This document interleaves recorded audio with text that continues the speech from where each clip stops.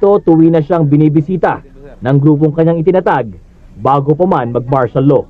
So, nabuo itong grupo mula nung kapanahonan na kulang pa ang mga armed forces natin at saka yung mga maraming mga pangyayari na mga ginagawa ng mga bandido dito sa parting Mindanao. Dahil sa wala na kaming ibang recourse kung hindi na magbuo ng isang grupo para na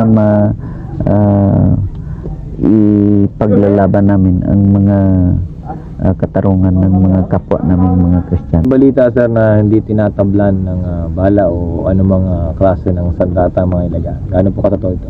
Yan ay palagay ko siguro mayroon din na nangyari na sa encounter, naswertihan lang na hindi na tamaan. So ayan siguro ang kwan. Pero sa aming paniniwala basta't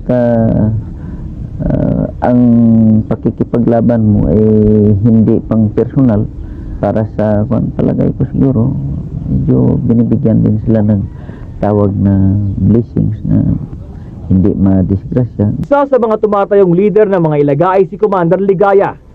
Bukod sa bihasa sa pakikidigma, may espiritual anya na anyo ang mga ilaga.